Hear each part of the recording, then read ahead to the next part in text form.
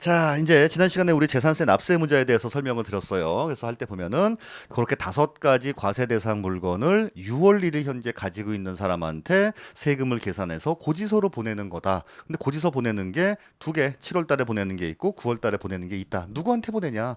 원칙적으로는 6월 1일 현재 사실상 소유하고 있는 사람이지만 고로고로한 예외들도 있었다라고 하는 거예요. 그게.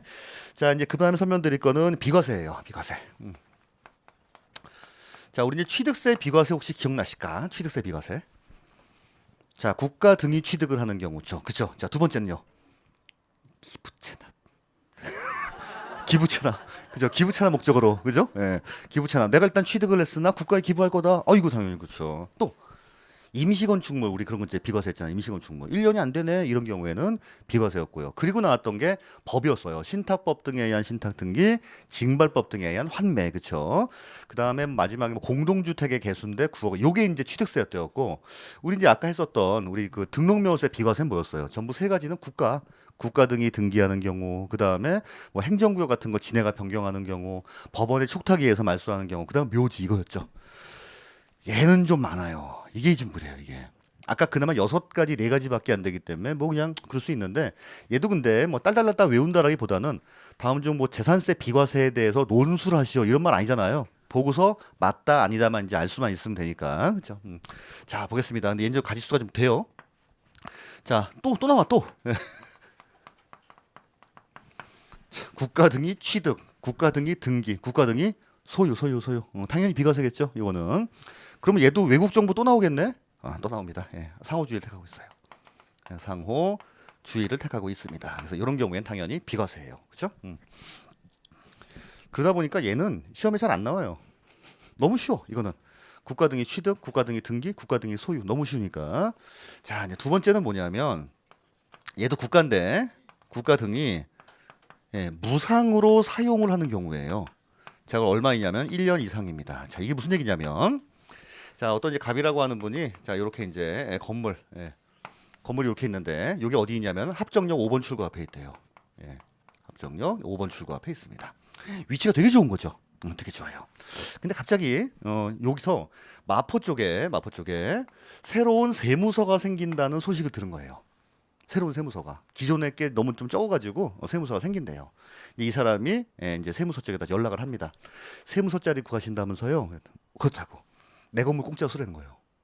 대박이지. 전체는 아니고 여기 이제 한 3개 층 정도가 비어 있으니까 여기에 공짜로 들어와라라고 하는 겁니다.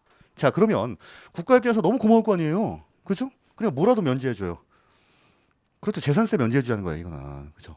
임대료를 받았다. 이런 경우에는 재산세를 안 내게 할 이유가 없습니다. 근데 국가나 지방자치단체 자기 부동산을 공짜로 쓰게 해주면 그것도 1년 이상 재산세는 비과세를 해준다라고 하는 거예요. 뭐 이건 어렵지 않죠. 그럼 이런 짓을 왜 하는 거예요, 여러분? 응? 왜? 막대한 손해를 감수하고 나서도 이렇게 하는 사람도 있다니까요. 왜? 팔려고. 비싼 값에 팔라고. 그렇죠. 아니 건물에 공공기관이 들어와 있으면은 건물값이 어떻게? 저 건물은 굉장히 신뢰도가 있는 건물이 돼버리는 거죠, 실제 갑자기. 위치 좋지, 그다음에 세무서가 들어와 있지, 최고인 거죠, 그러니까. 1층에 그래서 여러분 계속 막 스타벅스 같은 거 이제 입점시키려고 하는 게 뭐예요, 그게? 건물 가치 올리려고 하는 거 아닙니까, 그렇죠? 그것 때문에 그래요. 국가 등이 무상으로 사용하는 경우입니다. 이 두 가지는 다르죠. 얘는 국가 부동산, 얘는 뭡니까? 개인 부동산인데 국가가 공짜로 쓰는 경우예요. 그런 경우에 국가 입장에서 고마워서 혜택을 준다라고 하는 겁니다. 잠깐은 아니고 얼마 이상, 1년 이상 무상으로 쓰는 경우엔 그래요. 그죠? 자, 세 번째. 또 나와요, 임시건축물. 네, 임시건축물입니다. 자, 우리 임시건축물 존속 기간이 1년이 안 되는 경우에 이것도. 자, 근데 우리 취득세 때도 비과세였죠. 취득세 때 근데 우리 사치성 재산인 경우에는 과세하지 않았어요? 예, 뭐 한 3개월, 4개월짜리인데, 근데 알고 보니까 뭐 3개월짜리 뭐 임시로 된 빠찡코다 이런 경우엔 과세했잖아요. 그럼 얘도 왠지 과세할 것 같지 않아요? 그럴 것 같지 않아요? 해요. 왜 이렇게 의심들을 해? 맞아요. 이것도 사치성 재산인 경우에는 이때는 과세합니다. 이것도. 자, 그래서 요 임시건축물은 이때는 좀 지저분하긴 하지만 얘는 이제 1년 미만인데 자, 이게 무슨 뜻이냐면 요 얘기예요. 지금 2020년도 재산세는 6월 1일 현재 가지고 있는 사람한테 보내는 거 아닙니까? 근데 이 임시건축물이 생긴 지가 거꾸로 역산을 하니까 2019년도 뭐 11월 26일 날 만들었던 거예요. 그 요때 1년이 안 되죠. 요 경우에는 이거를 안 받겠다는 거예요. 이런 경우에는 1년. 근데 그렇다 하더라도 뭐니까 사치성 재산인 경우에는 이런 경우에는 받겠다는 겁니다. 그러니까 사치성 재산은 비과세가 되는 경우가 없다고 보시면 돼요, 그냥. 참 좀 그래요. 요 날은 되게 잘 기억하셔요. 요 날. 내가 모의고사 내고 막 그럴 겁니다. 11월 26일은. 아시겠죠? 무슨 날 같죠? 그죠? 네, 예. 자, 네 번째 보시면. 자, 이제 당해년도에 철거 예정인 건축물이에요. 자, 2020년도 6월 1일 현재 요 건축물을 가지고 있는 사람인데 건축물이니까 언제 날라오겠어요? 7월 16일부터 7월 31일까지 재산세 내라고 나올 겁니다. 자, 근데 미리 얘기하는 거예요. 올해 11월 30날 되면은 철거 예정이래요. 자, 그러면 언제? 그냥 요때까지는 받지 말자라고 하는 거예요. 자, 요거 철거 예정인데 반드시 언제? 당해년도예요, 당해년도에. 당해년도 철거 예정인 건축물 요때까지는 봐줍니다, 요건요. 마지막 또 보내는 마당에 마지막까지 이게 좀 그렇잖아요, 그렇죠? 근데 안 받아요. 자, 다만 여기서 요 두 가지 좀 주의하세요. 얘도 왠지 사치성 재산이다. 자, 이런 경우에 과세해요.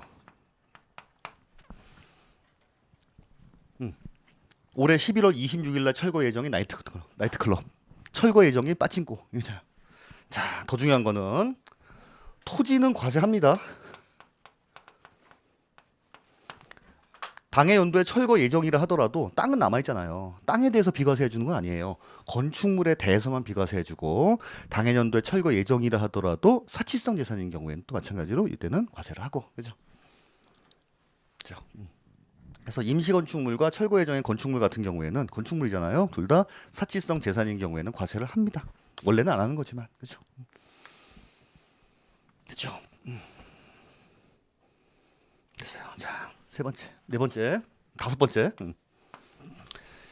가지고 있어봤자 아무런 도움이 안 되는 땅들이에요. 자, 도로, 하천, 국어, 유지, 제방. 자, 그 다음에 우리의 호프 누구? 묘지. 이거 갖고 있으면 좋을까요? 없는 것보단 낫지만 난 별로 안 좋을 것 같은데 이거 그죠? 아니 하천부지 갖고 있으면 뭐하고 이거 무슨 제방 갖고 있으면 뭐해요? 도로 갖고 있으면 뭐하고 그죠? 아무런 쓸모 없죠. 대부분 그래서 도로 같은 거 이제 사도로를 그 상속을 받으면 상속세도 물납이 가능해요. 이거 쓸모없는 땅들 물납 신청하는 사람들 많아요. 그래서 갖고 있으면 뭐해 이거? 그냥 국가 입장은 어차피 도로 같은 경우에는 국유지인 경우 괜찮잖아요. 그러니까 그거 받아주고 그래요 또 이것도. 그렇죠? 그래서 도로, 하천, 국어, 유지, 제방, 묘지는 가지고 있어봤자 아무런 내가 효익을 얻을 수가 없다. 왜? 재산세는 아까 무슨 과세라고 했어요? 이익과세. 가지고 있었을 때 뭔가 좀 이렇게 뭐 있어야 되는데 아무것도 없다는 거예요. 이런 경우에는 과세? 그렇죠. 합니다. 과세 안 합니다. 이거는. 자, 그런데 가끔 특이한 경우지만 도로 있다가 유세하는 경우예요. 자, 여기 앞에 그 낚시 의자 이렇게 앉아갖고 통행료 받고 있어요. 이런 경우에는 과세를 할까 안 할까요? 과세하죠. 제방이나 이런 거를 특정 사람들만 쓰게 해요. 이런 경우에는. 그런 경우 과세해요. 얘네가 뭐냐면 이거는 도로, 하천, 국어, 제방 이런 것들은 사유지긴 하지만은 이 사람들 다 쓰고 있다는 거야 이게. 그것도 돈도 안 내고. 근데 돈을 내고 만약에 쓰게 한다. 이런 경우에는 재산세 받아야죠. 근데 그게 아닌 경우에는 그렇죠. 이런 거는 비과세입니다. 그렇죠. 됐죠? 자, 요게 이제 기본적인 하나, 둘, 셋, 넷, 다섯 가지. 요게 일단 재산세 비과세 이제 대표 주자인데 여기까지 괜찮죠? 국가 등이 소유하고 있는 경우, 개인 부동산이지만 국가가 1년 이상 공짜로 쓰는 경우, 임시건축물 지은 지 1년이 안 됐다. 하지만 사치성은 과세. 올해 철거 예정이에요. 비과세. 하지만 사치성은 과세. 하지만 남아있는 땅은 또 과세. 가지고 있어봤자 아무리 도움이 안 되는 땅 이런 데들은 비과세. 됐죠? 자, 이제 어려워요. 이제 여기까지 괜찮아요. 그래서 자, 이제 여섯 번째 보시게 되면은 여섯 번째 보면 여섯 번째부터 한 네 가지 정도로 설명을 드릴 건데 이게 조금 어려울 수 있습니다. 여러분 이제 군사보호구역이 있어요. 군사보호구역. 근데 이 군사보호구역 내에서도 여러 가지가 나눕니다. 자, 근데 그 중에서 통제보호구역이에요. 통제보호구역이에요. 지금부터 설명드릴 요 네 가지는 뭐냐면 전부 다 보호나 보존되는 임야라고 생각하시면 돼요. 보호나 보존되는 임야. 보호나 보존 임야예요. 군사보호구역 중에서도 통제보호구역. 여러분 보존되는 임야는 내가 땅을 갖고 있으면 내가 여기서 뭐 효익을 얻는 게 있을까요, 없을까요? 없어요. 그냥 세금만 내는 거예요. 이런 경우는 비과세 해달라는 거예요, 이거. 산이라고 하더라도 내가 좀 들어가서 뭐 좀 뭐 할 수 있고 이래야 되는데 못 들어가. 내 땅인데. 이게 뭐요? 그죠? 말이 안 되는 거죠. 자, 그래서 근데 하필이면 거기에 또 군대가 있대요. 군사보호구역 내에서 통제보호구역. 요런 경우에는 비과세합니다. 자, 그런데 군사보호구역인데 통제보호구역이에요. 요 안에 있는 혹시라도 전, 답, 자, 과수원, 자, 그 다음에 대지. 자, 이런 경우에는 과세를 합니다. 이런 것들 빼면 실질적으로 임야만 남아요. 아, 결국은 군사보호구역이나 통제보호구역 안에 있는 임야는 비과세하지만 요 안에 있다 하더라도 전답과수원 갖고 있어서 농사를 짓고 있는 거예요. 이런 경우는 받아야지. 이런 경우에는 과세를 합니다. 요 단서 조항은 시험 문제에 되게 많이 나와요. 요 두 가지는 많이 나와요. 그래서 빨간색 쓴 거예요. 이거는 많이 나옵니다. 요거 특히 토지는 과세한다, 비과세한다, 토지 포함 이런 거 많이 나옵니다. 요것도 굉장히 많이 나와요. 또 전답과수원, 그 다음에 대지.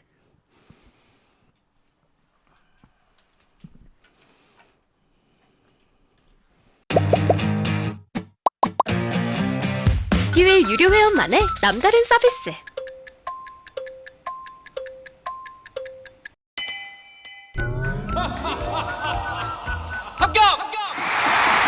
합격하고 돈도 받는 혜택. 오직 에듀윌 유료 회원에게만. 에듀윌. 무료 합격!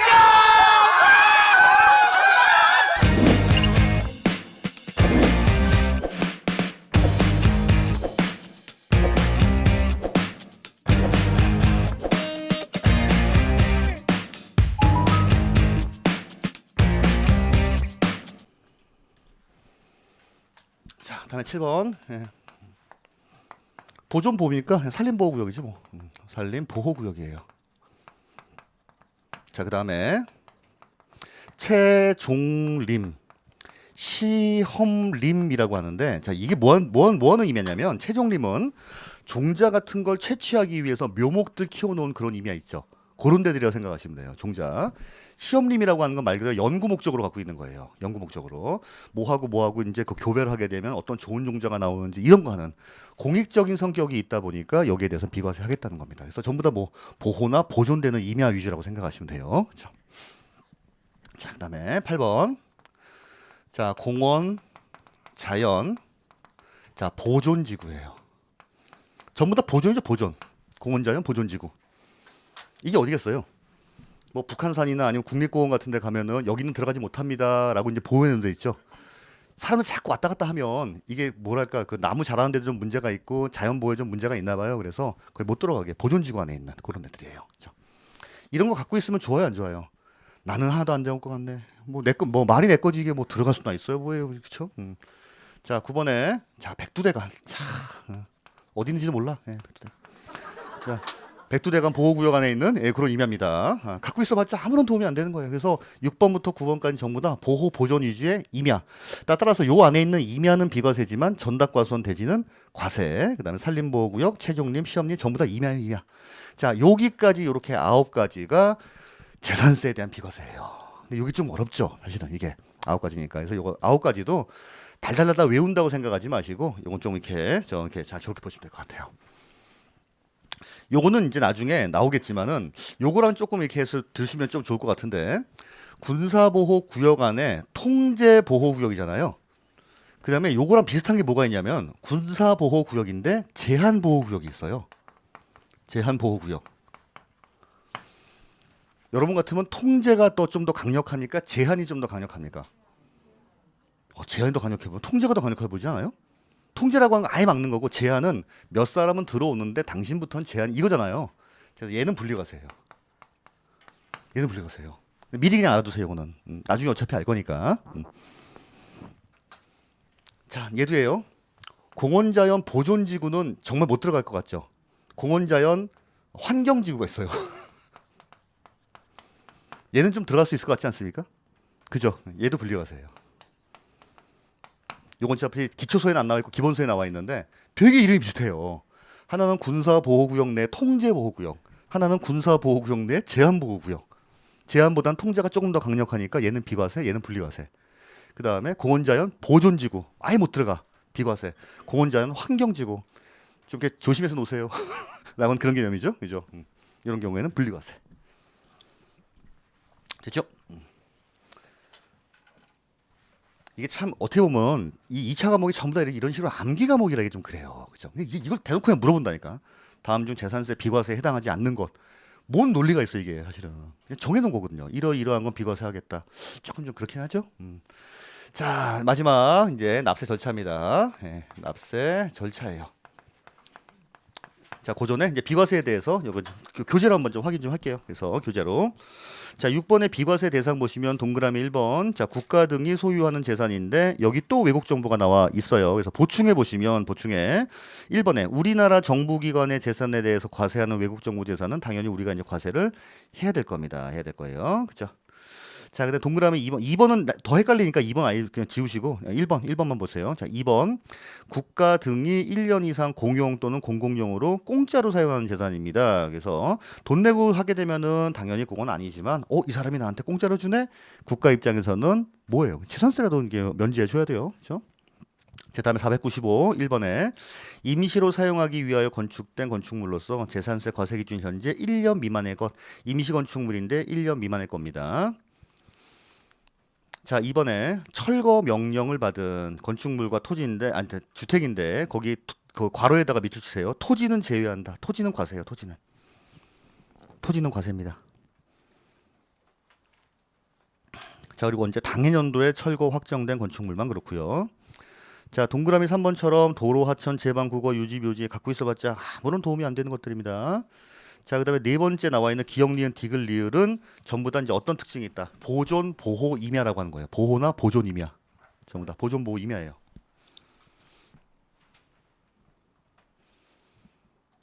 자, 그래서 기역 보시면 기역에 군사 보호 구역 중 어디 통제 보호 구역, 통제 보호, 통제 쪽에 동그라미 통제. 그리고 이제 요걸 좀 써두시면 좀 좋겠죠. 통제. 제한 보호 구역은 분리과세다. 이거는 제한 보호 구역은. 자, 다만의 밑줄, 다만 전답 과수원 및 대지는 제외한다. 요거 빼면 임야만 남아요, 거의 임야. 되게 군부대는 또 산에 있죠, 대부분 산에. 자, 니은 보시면 산림 보호 구역. 두 번째 줄에 최종림, 시험림, 최종림, 시험림. 자, 디귿에 보면 공원자연, 보존지구. 보존지구는 비과세, 환경지구는 분리과세. 환경지구는 분리과세입니다. 그 다음에 백두대간 보호지역, 뭐 이런 데들이에요. 자, 밑에 보충해 보시는 바와 같이 비과세 적용을 배제할 때는 이제 사치성 재산에 해당하는 경우에는 배제를 하고 2번에 보면은 이익사업이라 나와 있죠. 앞에 이제 수익사업이라고 쓰세요. 숫자가 빠졌네. 수익사업. 수익사업에 사용한다든지 아니면 유료로 사용되는 경우입니다. 그런 경우에는 이제 비과세. 자, 하지만 그 임시용 건축물이나 철거 대상 건축물이라 하더라도 그런 것들은 일반적인 상가 건물일 수가 있으니까 그런 데는 유료로 사용돼도 이제 비과세지만 사치성 재산인 경우에는 비과세가 배제가 됩니다. 그렇죠? 자, 그 정도 보시면 되겠죠? 자, 오케이. 자, 그다음에 다음 페이지 496에 보시게 되면은 이제 재산세 과세에 대한 토지에 대한 구분이 있는데 순서를 바꿔서 요건 조금 나중에 하고 납세 절차를 좀 먼저 할 거예요. 절차를. 그러고 난 다음에 이제 토지에 대한 분류를 좀 보도록 하겠습니다. 자, 우리 납세 절차 보시게 되면은 납세 절차. 취득세 때 납세 절차를 할 때 썼던 거는 얘는 신고 납부하는 세목이다 썼었어요. 등록명세 때 마찬가지 얘 신고 납부하는 세금이다 썼었어요. 자, 얘는 보통징수, 그렇죠? 예, 보통징수. 자, 아니면은 고지징수를 한다라고 하는 거예요. 자, 누구한테? 6월 1일 현재 소유자한테 보냅니다. 자, 그리고 두 번째는 보시면은 얘도 마찬가지 어디에서 보내는 거예요? 당연히 물건 소재지 관할 구청. 시군 구세니까 시군 구세입니다. 자, 그럼 보통징수 고지징수 하려면은 납기라는 게 이제 납기 언제까지냐라고 하는 거예요. 그래서 몇 번 말씀드렸지만 7월 16일부터 7월 31일까지가 있고, 자 9월 16일부터 9월 30일까지가 있어요. 자, 그리고 대개 건축물에 대한 것들은 이때. 자, 그리고 토지에 대한 것들은 9월 달입니다. 자, 그리고 우리 주택은 어떻게 했어요? 주택 2분의 1씩 그렇죠. 자, 이때는 주택에 대한 2분의 1, 2분의 1. 자, 그다음에 얘도 자, 주택에 대한 세금을 구한 다음에 2분의 1만큼은 요겁니다. 자, 근데 자, 이제 한 가지 말씀드릴게요. 주택에 대한 세금을 계산을 해봤는데 요게 한 18만 원밖에 안 나오는 거예요. 그럼 두 개로 나눠봤자 10만 원이 안 되죠. 9만 원밖에 안 되죠. 그래가지고 20만 원이 안 되는 경우에는 그냥 한 번에 받기로 한 겁니다. 그래서 주택에 대해서는 혹시 만약에 요게 20만 원 이하인 경우에는 그냥 7월 달에 한꺼번에 받아요. 그냥 뭐 얼마 되지도 않는데 뭘 잘러라고 하는 거죠. 22만 원이다. 그럼 11만 원씩 보냈는데 20만 원이다. 그러면 10만 원씩이니까 그 20만 원 이하인 경우에 한 번에 그냥 받습니다. 그죠? 자, 다음에 우리 선박이랑 항공기 같은 경우에는 돈이 많은 사람, 적은 사람. 돈 많은 사람한테 세금 빨리 걷어요, 늦게 걷어요? 자, 선박이랑 항공기예요. 그래서 선박하고 자, 그다음에 항공기예요. 자, 요게 이제 납기예요. 납기. 그래서 7월 달, 9월 달 이렇게입니다. 그래서 9월 같은 경우에는 토지하고 주택 2분의 1이고 나머지는 그냥 일로 간다 보셔도 되고 이렇게 이제 아셔도 되고 요 두 가지가 헷갈릴 경우엔 뭐야? 땅 위에 건물이 있으니까 건물이 먼저 땅이 나중. 선박 항공기는 돈 많은 사람한테 거두니까 빨리. 그죠? 그리고 요거 주택 20만 원 안 된다. 그러면 7월 달에 한 번에. 그죠? 자, 다음엔 요게 그 좀 별로 그렇게 많이 중요한 사항은 아닌데 요 고지서를 최소한 요 납기 개시 얼마 전까지 보내야 되냐면 5일 전까지 보내야 돼요. 5일 전까지. 아니 고지서가 날라왔는데 7월 25일 날 왔다. 그 기분 상하지. 그죠? 최소한 7월 11일, 9월 11일까지는 보내줘야 된다. 5일 전까지는 보내야 된다는 거예요.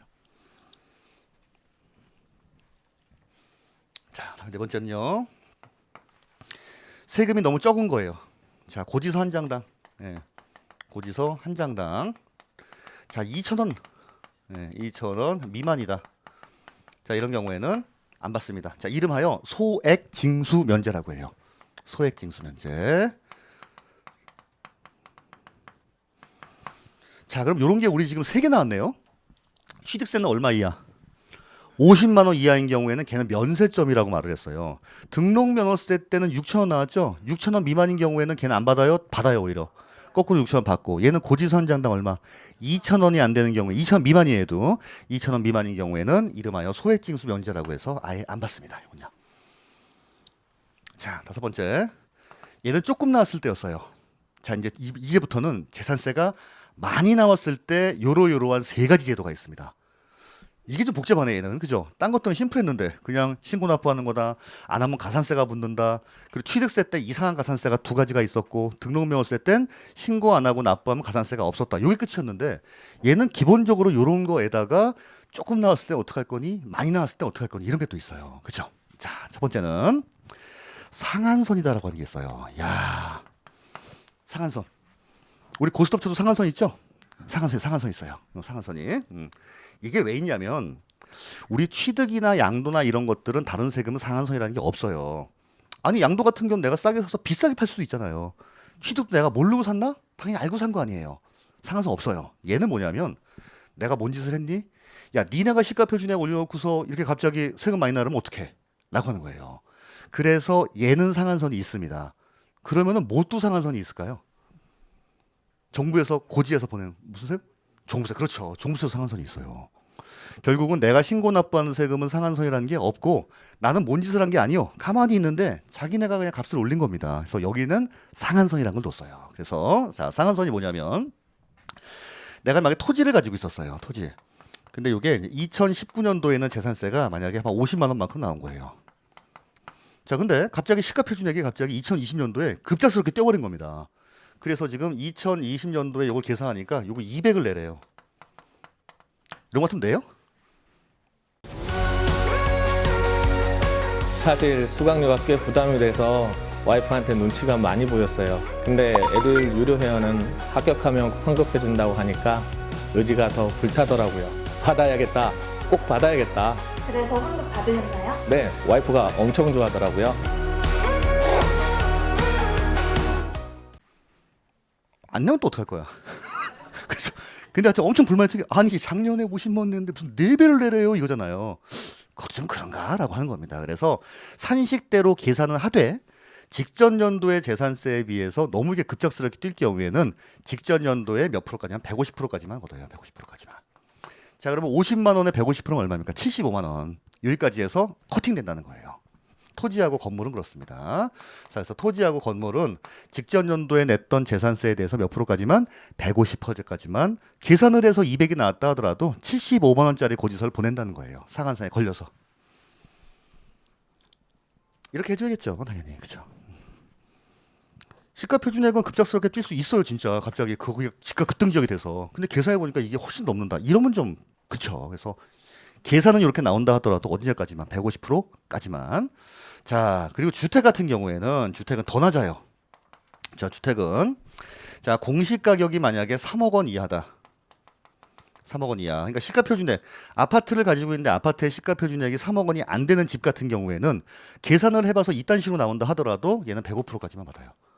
그러니까 직전 연도하고 거의 변함이 없는 거죠. 그러니까 이거는 105%까지. 자, 3억은 넘지만 6억 원 이하다. 자, 요거는 110%. 자, 6억 넘네? 자, 이런 경우는 130%예요. 아, 참. 왜 이렇게 너무 많네요. 그죠? 일반적인 경우 상한선이 150%, 주택은 105%, 110%, 130%. 105%, 110%, 130%.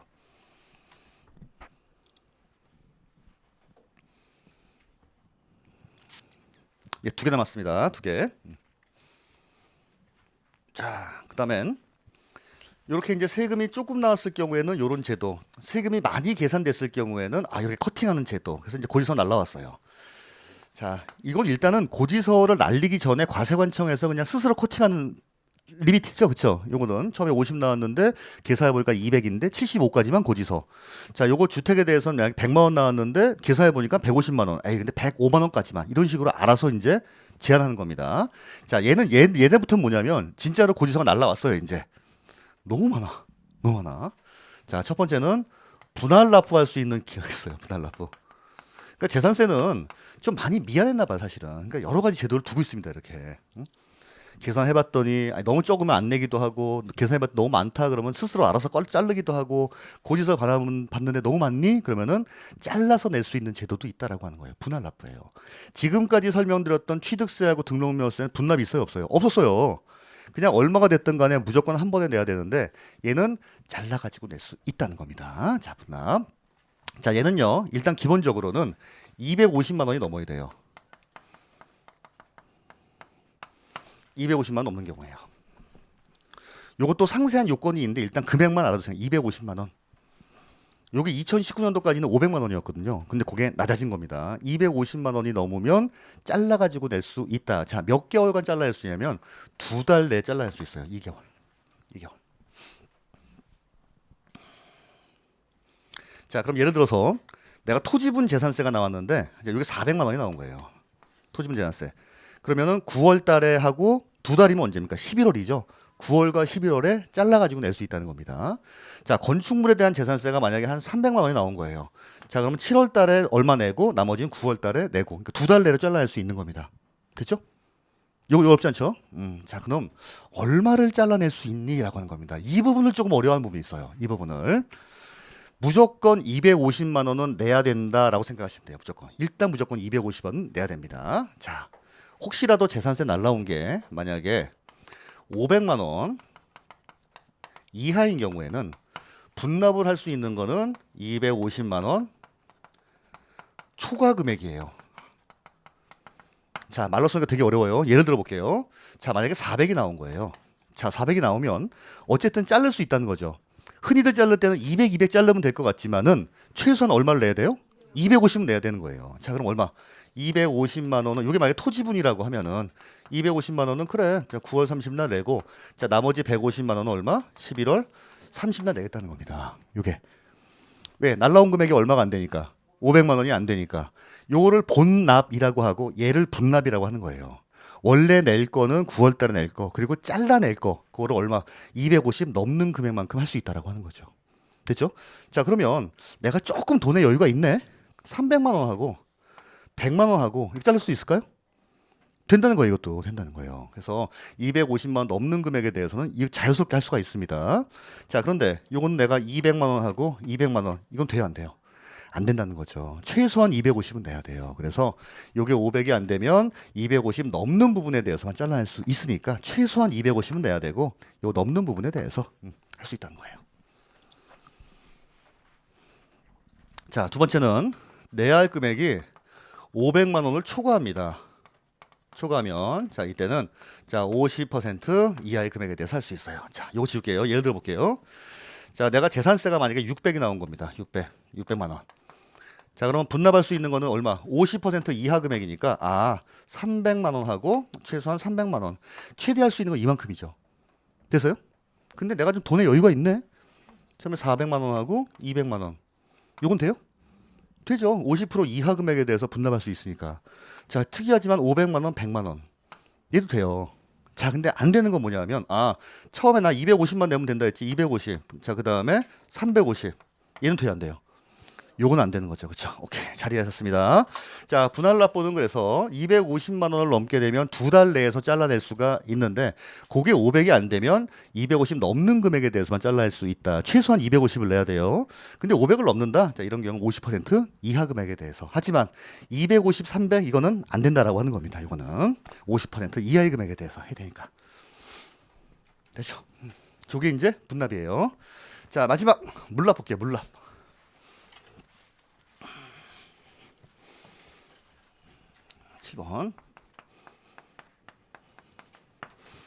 물납이라고 하는 거는 뭘로 내는 것 같아요? 딱 봐도 물건, 그쵸? 자, 근데 우리 책에 나오는 것 중에는 유일하게 재산세만 물납이 가능합니다. 재산세만. 사실은 이거 말고도 상속세가 되거든요. 근데 상속세는 우리 범위가 아니니까 우리 책에 나와 있는 거는 오로지 물납이 되는 거는 재산세만 가능해요. 자, 얘는 얼마 초과해야 되면 얘는 1000만 원이에요. 그래서 재산세 고지서를 받아봤는데 250만 원이 넘는다 그러면은 분할납부도 할 수 있고 받아봤는데 1000만 원이 넘네 이런 경우에는 물건으로도 낼 수 있다는 겁니다. 이런 경우에는 1000만 원 초과. 근데 재산세 1000만 원이면 엄청나죠? 그죠? 예, 낼 수 있어요. 자, 그러면은 얘는 우리 저기 분납 같은 경우에는 저거는 이제 신청을 언제까지 하면 되냐면 이제 그 7월달 고지서를 딱 받았어요.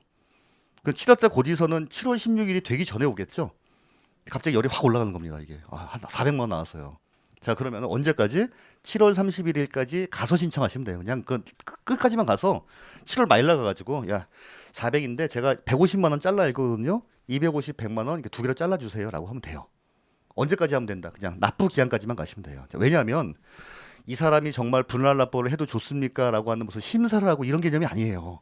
그냥 원래 법에 정해져 있기 때문에 고지서를 400짜리 받았는데 제가 두 번에 나누어 내려고 하니까 250 지금 낼 테니 150만 원짜리는 9월 달로 해서 해달라든가 이렇게 가능해요. 그때까지만 하면 돼요.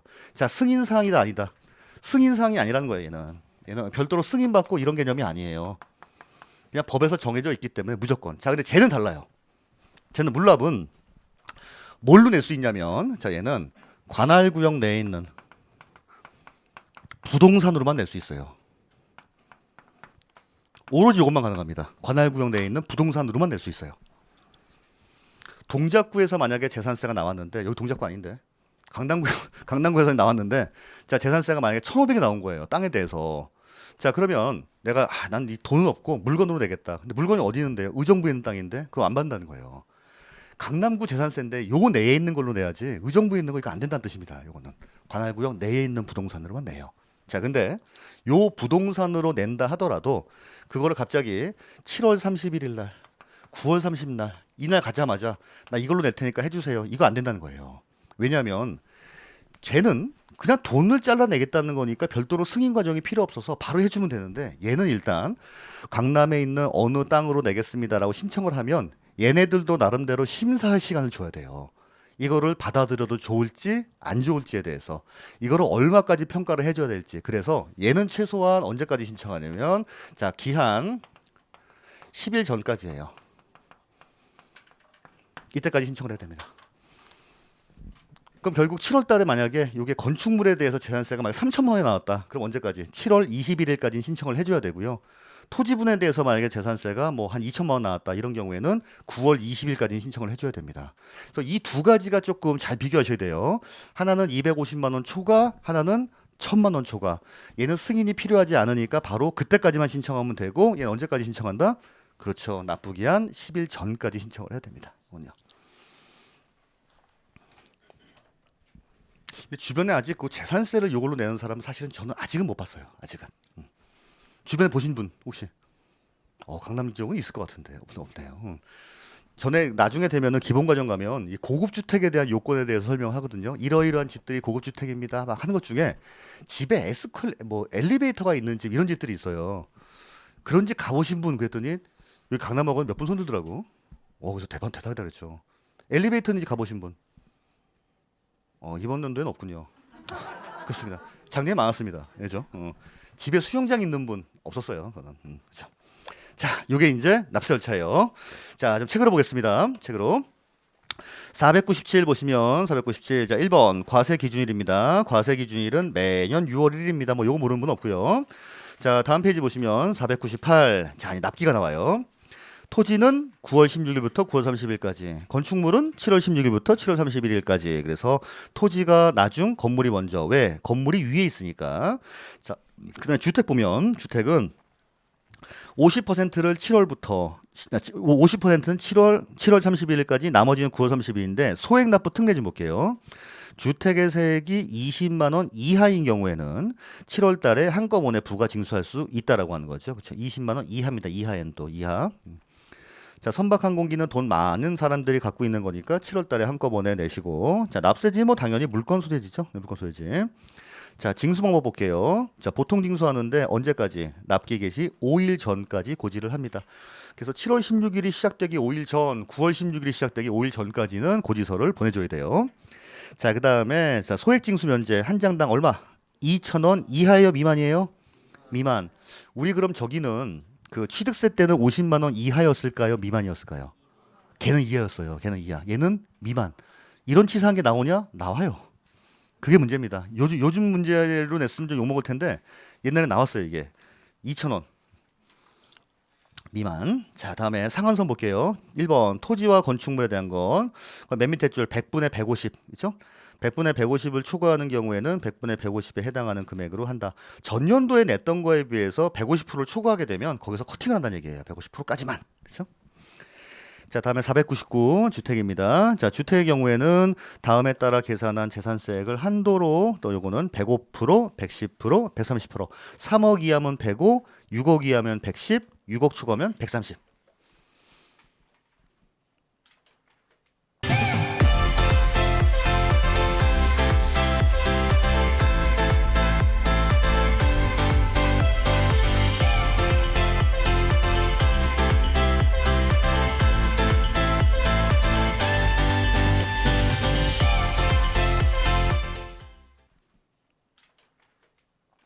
조금 좀 디테일하게 하면 거기에 그 3억이다 6억이다라고 하는 건 과세 표준을 말하는 게 아니라 저 공시 가격이라 나와 있죠. 거기다 시가 표준액 쓰세요. 시가 표준액.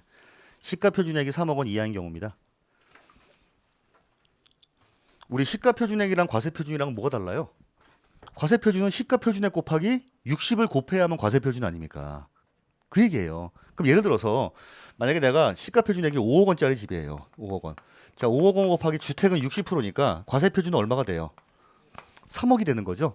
이걸 기준으로 105냐 110을 따진다는 게 아니라 이걸 기준으로 105냐 110이냐 따진다는 거예요. 이거를. 근데 너무 좀 디테일한 얘기다. 어쨌든 3억, 6억, 그다음 6억 초과 105%, 110%, 130%. 자, 물납과 분납입니다. 자, 물납 먼저 보시면 관할구역 내 그 납세무자 납부세액이 1,000만 원을 초과하는 경우입니다. 자, 근데 신청을 언제까지 한다? 납부기한 10일 전까지 신청을 해야 됩니다. 자, 그리고 뭘로 낼 수 있어요? 관할구역 내에 있는 부동산만 가지고 낼 수가 있습니다. 뭐 쌀로 내겠다 이런 거 안 돼요. 뭐 차로 내겠다 이런 거 안 됩니다. 그죠? 자, 근데 분할 납부 보시면 대상 세액이 얼마? 250 초과하는 경우에 언제까지 신청하면 돼요? 납부 기한까지 신청하시면 됩니다. 마지막 날 가서 해달라고 해줘요. 그냥 바로 끊어줍니다. 그냥.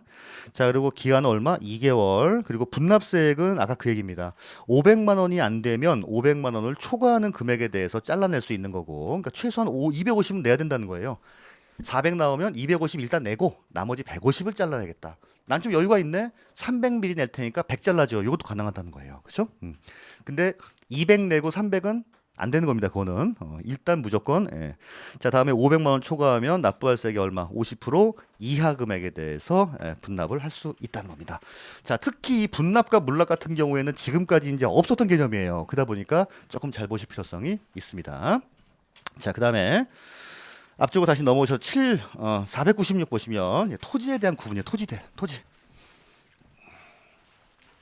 자, 요거는 이제 지난 시간에 세율 설명을 할 때 언뜻 이제 설명을 좀 했어요. 언뜻. 근데 거기다가 조금만 좀 다시 한번 좀 보도록 하겠습니다. 주택이나 건물 같은 건 내비두고 이제 토지에 대해서만, 토지에 대한 분류예요. 토지. 자, 첫 번째는 자, 먼저 분리과세 대상이죠. 분리과세 대상 토지. 자, 분리과세 대상 토지는 뭐가 있냐면은 전, 답, 그다음에 과수원. 자, 그다음에 우리 목장 용지가 있었죠. 목장 용지. 자, 그다음에 임야인데 사실은 요건 나중에 기본 과정 되시게 되면 나름대로의 또 요건이 있어요. 전답 과수원을 가지고 있다 하더라도 만약에 농사를 안 지어요. 그러면 농지일까요? 걔는 나대지일까요? 그냥 나대지를 보는 거예요. 목장 용지인데도 불구하고 뭐 소나 돼지를 안 키우고 있어요. 이런 경우에는 그냥 나대지예요. 그럼 이런 경우 어때요? 목장 용지라고 산 이게 언덕 같은 거 갖고 있는데 소가 딱 2마리밖에 없어요. 손이 이렇게 생겼는데? 이렇게 생겼어요. 이게 10,000평 되는데 소가 2마리래. 이런 경우에 이걸 목장용지로 인정할 수 있나냐는 거예요. 요때도 나름대로 여기에 한 마리당 얼마씩 차지하는 기준 면적이라는 게 있습니다. 근데 우리 아까 기준 면적은 많이 봤죠. 기준 면적 초과하는 부분에 대해서 뭘로 봤어요?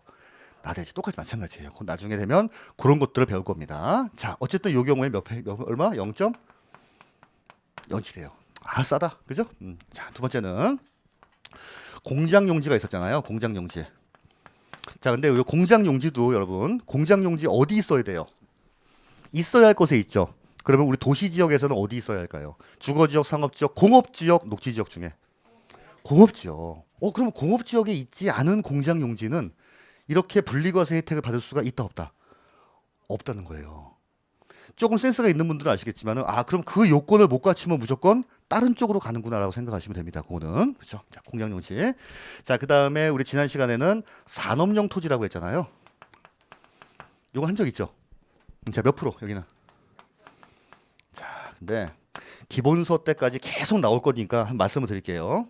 산업용 토지 전에 염전, 터미널 요 두 가지는 참 많이 나오는 거니까 일단 알고 계십시오. 염전과 터미널이에요. 염전과 터미널. 터미널이 뭐예요? 터미널이 강남 고속버스 터미널, 동서울 터미널 이런 데 터미널 있죠? 그런 터미널 말하는 거예요. 그런 데들은 싸게 매깁니다. 0.2짜리. 우리 그럼 버스 회사의 차고용 토지는 터미널이에요? 아니에요? 거긴 터미널 아닙니다. 터미널 터밀자가 붙어야 돼요. 화물 터미널, 무슨 터미널, 이런 터미널. 그렇죠? 자, 그다음에 세 번째 보시면은 세 번째. 자, 골프장, 회원제 골프장에 물론 회원제. 자, 그다음에 고급 오락장. 오락장 같은 경우에는 얘는 4%. 이렇게 이제 분리과세가 됩니다. 요새. 자, 두 번째는요. 두 번째는 별도 합산이에요. 자, 우리 별도 합산 과세 같은 경우에는 세율 자체가 지금처럼 0.07, 0.2, 4% 이런 식으로 비례 세율 구조로 돼 있는 게 아니라 우리 초과 누진 세율 구조로 돼 있었잖아요. 자, 별도 합산 몇 프로였을까요? 0.2에서 0.4%. 자, 이거 뭐라고 했어요? 그래서 별리사. 우리 전문 자격사 중에서 돈 제일 많이 버는 중개사. 그 다음에 뭐? 별리사. 그렇죠. 중개사 다음에 별리사. 세무사는 저기 밑에. 그래요. 그렇습니다. 아주 그래요. 자, 얘는요. 우리 그래서 아마 건축물의 부수토지라고 말했을 거예요. 건축물의 부수토지입니다. 부수토지. 그러면 요거하고 좀 차이가 있는 거예요. 공장 용지도 위에 공장 건물이 있죠. 건축물의 부수토지도 위에 건축물이 있죠. 근데 얘는 공장이라서 조금 생산적인 목적으로 쓰기 때문에 0.2만 매기는 거고, 얘는 공장이 아니라 일반 상가 건물이기 때문에 물론 이제 놀리는 땅은 아니지만 그래도 무슨 경제발전에 이바지하고 이런 건 아니지 않니? 그래서 얘는 0.2에서 0.4로 매기겠다는 거예요. 됐습니까? 이건요. 그러면 지난 시간에 제가 했는지 모르겠는데 요 공장 용지가 만약에 주거지역이나 상업지역에 있어요. 공장이 주거지역이나 상업지역에 있는 겁니다. 자, 그랬을 경우에는 그러면 땅을 이대로 과세할까요? 이렇게 과세할까요? 1번, 2번. 2번이라는 얘기예요. 2번이라는 얘기예요. 자, 우리 지난주에 혹시 건축물에 대한 세율 기억나요? 건축물? 0.25. 하지만 0.5짜리 뭐였어요, 이게? 이게 그거 아닙니까? 공장용, 얘는 건물이에요, 건물. 공장용 건축물인데 어디에 있더라? 주거지역이나 상업지역에 있는 겁니다. 자, 그러면 보세요. 공업지역에 만약에 공장을 내가 갖고 있어요. 공업지역에. 그러면 건물 몇 프로? 0.25. 있어야 할 곳이니까. 땅은요? 0.2. 내가 만약에 상업지역에 건물을 갖고 있네? 그럼요? 건물은 2배. 땅은요? 이거. 공업지역이 아닌 엄한 곳에 있으면 너는 더 이상 공장용지가 아니야. 하지만 위에 놀리는 건 아니니까 건물이 있네? 그럼 건축물의 부수 토지를 봐서 과세를 하겠다는 겁니다, 이게. 그렇죠? 지난 시간에 이거 안 했어요? 했어요. 너무나 할 말게 했어요라고 하니까 장문대 그죠? 예. 자, 다음에 요거 있듯이 요거 이제 세 가지만 좀 더 플러스 할게요. 자, 자동차 관련 땅이라고 생각하시면 돼요.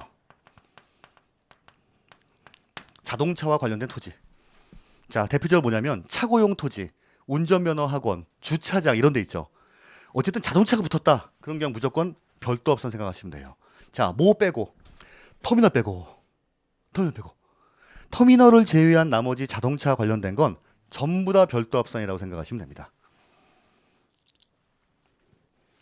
그죠? 자, 얘도 특이하잖아요. 염전도. 언뜻 생각하면 전답과 수원 같은 농지 같아요.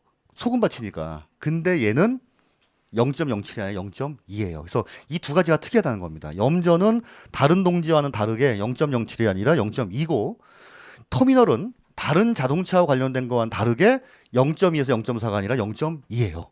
요게 좀 주의하세요. 요것만 알아도 좋죠. 성공한 겁니다. 자, 그 다음에 더 붙이는 거는 자, 물류, 보세 두 개. 물류센터, 보세창고 이런 거죠. 우리 물류센터나 보세창고 같은 경우에도 위에 뭐가 있겠어요? 창고 건물이 있죠? 이거예요.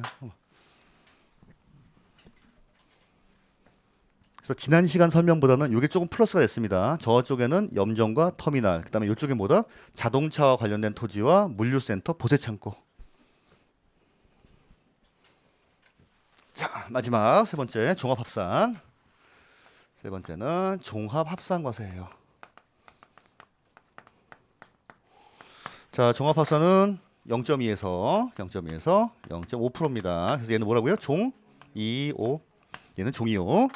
자, 가장 대표 선수 뭐라고 했어요? 나대지. 그죠? 예, 나대지. 자, 그다음에 모초가 그렇죠. 기준 면적 초과입니다. 근데 알고 보니까 기준 면적이 건물에만 있는 것도 아니고 목장 용지 같은 데도 있었구나 생각하시면 돼요. 그렇죠?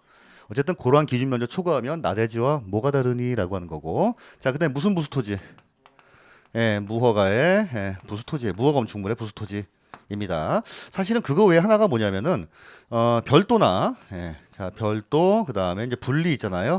자, 이 외에 전부라고 생각하시면 돼요. 별도 합산이나 분리과세 요건을 못 갖춘 나머지 전부 다 땅은 전부 다 종합이라고 생각하시면 됩니다. 야, 진짜 여러분 여기 이렇게 알면요 거짓말 안 하고 한 70% 이상 안 거예요. 여기다가 이제 몇 가지가 더 붙긴 붙는데 그건 좀 지엽적이고 저는 요 정도 개념만 알아도 성공하십니다. 진짜. 우리 앞에 있는 누님은 계속 그냥 이게 또 더 아니란 말에 그죠? 그런 것 같아요. 이게 다 아니에요. 저보다 누님은 맞죠? 근데 아닌가? 그래요. 저는 몇 살 처음 보입니까? 근데 딱 봐도 30 아니죠? 네. 자, 496 볼게요. 요거만 하고 쉴게요. 자, 재산세 과세 대상 토지의 구분입니다. 자, 먼저 1번에 별도 합산 볼게요. 네오박스 한번 보세요. 네오박스 별도 합산. 자, 동그라미 1번. 법령으로 정하는 일반 사업용 건축물의 부수 토지. 그러니까 일반 상가 건물 생각하시면 돼요. 이게 상가 건물. 자, 그다음에 2번. 공장용 건축물의 부수 토지는 공장 용지인데 야, 네가 왜 거기 있냐는 거예요. 주거 지역이나 상업 지역 등에 있다는 거죠. 그래서 거기에 대한 건축물의 부수 토지입니다. 그래서 있어야 할 공업 지역의 공장을 갖고 있으면 건물도 0.25, 땅도 0.2인데 주거 지역이나 상업 지역의 공장을 갖고 있으면 건물도 0.5, 땅도 뭐란 얘기예요. 별도 합산으로 보겠다는 거예요. 그렇죠? 자, 다음에 세 번째 차고용 토지. 차고용 토지뿐만 아니라 거기다 화살표 한 다음에 자동차 관련이라고 하세요. 그냥 자동차 관련. 차고용 토지, 운전면허 학원, 뭐 주기장, 하여튼 자동차자가 붙으면 전부 다 별도라고 생각하시면 됩니다. 자, 다음에 시험 연구 검사용은 좀 나중에 듣고 거기 물류 동그라미, 물류, 그다음에 보세 창고, 물류단지.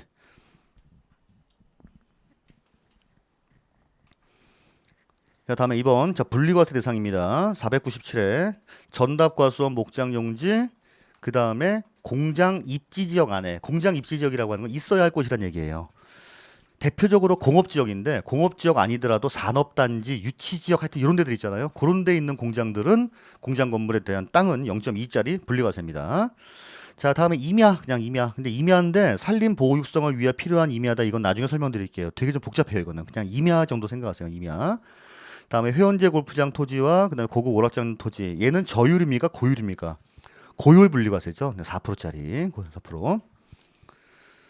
자, 다음에 3번의 밑에 자, 종합합산 대상은 나대지. 그 다음에 2번 별도나 분리 중에서 기준면적 초과분. 그 다음에 여기는 안 나와 있지만 무허가 건축물의 부수토지 써두시고요. 무허가 건축물의 부수토지.